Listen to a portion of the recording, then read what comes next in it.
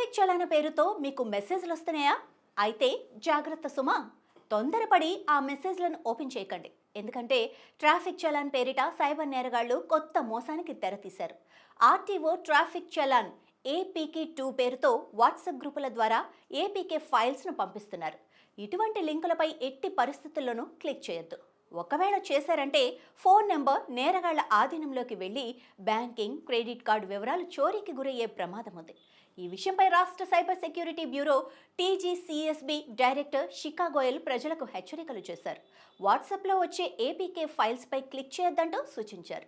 Telangana cyber security విభాగం గమనించిన వివరాల ప్రకారం సైబర్ నేరగాళ్లు నకిలీ వాట్సాప్ గ్రూపుల ద్వారా ఆర్టీఓ ట్రాఫిక్ చలాన్ ఏపీకే అనే ప్రమాదకరమైన లింక్ను సాయంత్రం సమయాల్లోనే ఎక్కువగా పంపుతున్నారు. ముందుగా ఏపీకే ఫైల్ను పంపుతారు. నమ్మదగిన వాట్సాప్ గ్రూపుల్లో షేర్ చేస్తారు. ఆ గ్రూప్లో ఉన్న సభ్యులు ఏపీకే ఫైల్ను క్లిక్ చేసి ఇన్స్టాల్ చేస్తే ఫోన్ రిమోట్గా సైబర్ నేరగాళ్ల నియంత్రణలోకి వెళ్తుంది. ఆ తర్వాత ఆన్లైన్లో బ్యాంక్ ఖాతాలు, క్రెడిట్ కార్డుల నుంచి డబ్బులు చోరీకి గురవుతున్నాయని సైబర్ సెక్యూరిటీ బ్యూరో హెచ్చరించింది.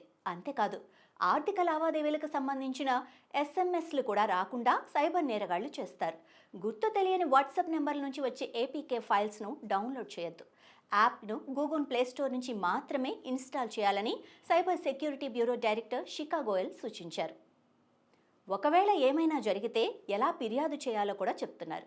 సైబర్ నేరాల పట్ల ఫిర్యాదు చేయడానికి 1930 టోల్ ఫ్రీ నెంబర్కు లేదా 8712672222 ఈ వాట్సాప్ నెంబర్ ద్వారా ఫిర్యాదు చేయాలని ప్రజలకు శిఖా గోయల్ సూచించారు. లేదంటే www.cybercrime.gov.in ద్వారా తెలపాలని సూచించారు.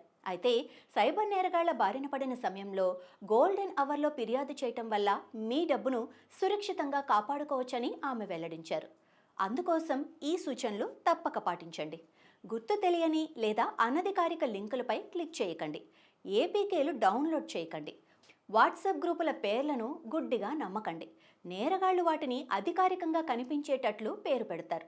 యాప్స్ ఎప్పుడూ కూడా గూగుల్ ప్లేస్టోర్ లేదా యాపిల్ ప్లేస్టోర్ నుంచి మాత్రమే ఇన్స్టాల్ చేయండి. ఓటీపీ అలర్ట్స్ ఎనేబుల్ చేసుకోండి. ఏవైనా అనుమానాస్పద లావాదేవీలు జరిగితే వెంటనే కార్డ్ బ్లాక్ చేయండి.